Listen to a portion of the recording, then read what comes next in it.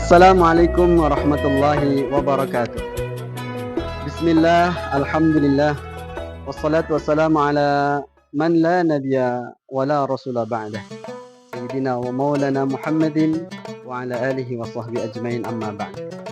Segenap keluarga besar Yayasan Panatagama yang dimuliakan oleh Allah Subhanahu wa Ta'ala, syukur alhamdulillah kita sekarang berada di bulan mulia, bulan agung, bulan Ramadan. Pada bulan ini kita diwajibkan untuk berpuasa. Puasa sebagaimana didefinisikan oleh para ulama adalah al-imsak anil muftirat, menahan diri dari segala yang membatalkan puasa. Min tulu'il fajr ila ghurubi syams, dari mulai terbitnya fajar sampai terbenamnya matahari. Dari mulai fajar kurang lebih jam setengah 6, setengah 5 barangkali, kemudian sampai ke waktu maghrib. Kita tidak boleh makan dan minum. Makanan yang semula halal diharamkan kita untuk memakannya. Minuman sama. Minuman apa saja yang semula halal ketika kita sedang tidak puasa, maka ketika kita berpuasa di bulan Ramadan diharamkan kita untuk meminum atau memakan apapun yang halal sampai terbenamnya matahari atau datangnya waktu maghrib. Adik-adik sekalian, seluruh siswa-siswi SD SMP Panatagama Islamic School yang dimuliakan oleh Allah Subhanahu wa Ta'ala, bahwa bulan Ramadan adalah bulan di mana terjadinya peristiwa besar yang dialami oleh Rasulullah dan para sahabat. Peristiwa itu adalah peristiwa Perang Badar. Rasulullah melakukan perjuangan jihad fisabilillah, Perang Badar di bulan Ramadan, tepatnya pada tanggal 17 Ramadan. Artinya Rasulullah sedang berpuasa. Rasulullah tidak makan dan minum dan melakukan peperangan melawan kafir Quraisy. Apa yang terjadi? Kam min fi'atin qalilatin ghalabat fi'atan katsiratan biiznillah. Betapa banyak jumlah kelompok yang sedikit tetapi mampu mengalahkan kelompok yang jumlahnya banyak. Itu semua karena izin Allah Subhanahu wa Ta'ala. Selepas terjadinya peperangan, kemudian Rasulullah menyampaikan kepada para sahabat, raja'na min jihadil asghar, katanya. Kita baru saja pulang dari jihad kecil. Bayangkan, berperang melawan musuh yang luar biasa kuatnya, jumlahnya sangat banyak, 3 kali lipat, jauh lebih banyak daripada kaum muslimin pada saat itu. Tetapi kata Rasulullah, ini perang kecil, jihad kecil. Perhatikan adik-adik sekalian, perang disebut jihad kecil. Kemudian para sahabat terpancing dan bertanya kepada Rasulullah, apa kemudian yang disebut dengan jihad besar itu? Kemudian Rasulullah melanjutkan bahwa yang disebut dengan jihadul akbar adalah jihadun nafs. Raja'na min jihadil asghar ila jihadil akbar. Kita baru saja pulang dari perang kecil menuju perang yang besar, yaitu jihadun nafs, jihad melawan hawa nafsu.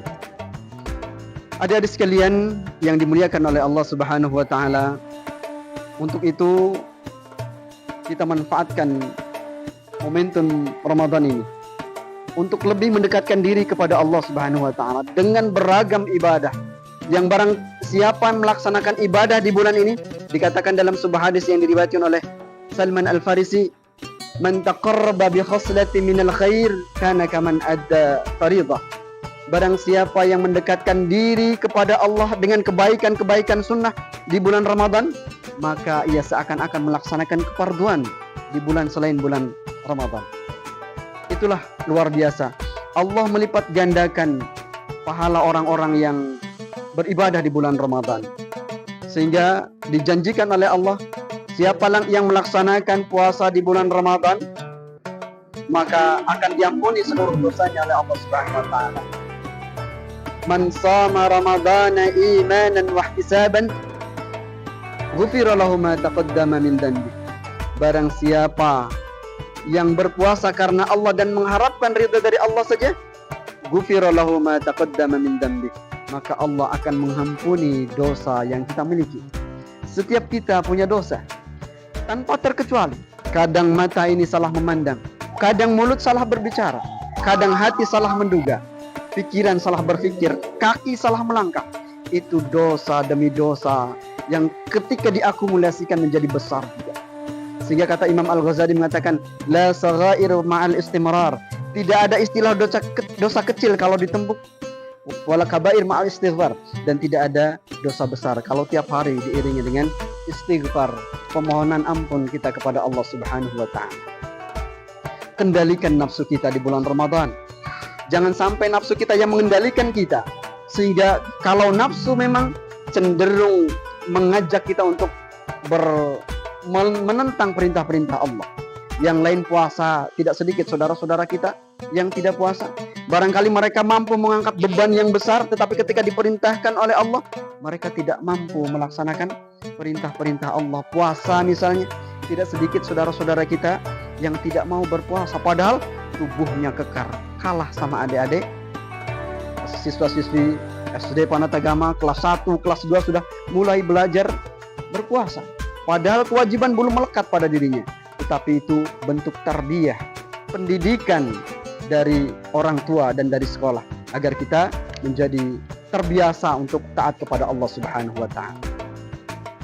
Baik, adik-adik sekalian, untuk itu sekali lagi, mari kita semua memanfaatkan momentum Ramadan ini untuk lebih dekat kepada Allah Subhanahu wa taala. Kendalikan nafsu kita, jangan sampai kita yang dikendalikan oleh nafsu. Sehingga keluar kita dari bulan Ramadan nanti, setelah proses puasa panjang ini, kita menjadi pribadi yang bertakwa kepada Allah Subhanahu wa taala. Dan pribadi yang bertakwa kepada Allah tidak lain balasan atau tempat yang disediakan oleh Allah Subhanahu wa taala kecuali surga yang penuh dengan nikmat dari Allah Subhanahu wa taala. Dikatakan, wasari'u ila maghfiratin min rabbikum wa jannatin ardhuha as-samawati wal ardh uiddat lil muttaqin. Bersegeralah kalian semua untuk mendapatkan ampunan dan mendapatkan surga yang Allah sediakan untuk orang-orang yang bertakwa karena Allah Subhanahu wa taala. Demikian, terima kasih, mudah-mudahan ada manfaatnya. Wal afminkum. Wassalamualaikum warahmatullahi wabarakatuh.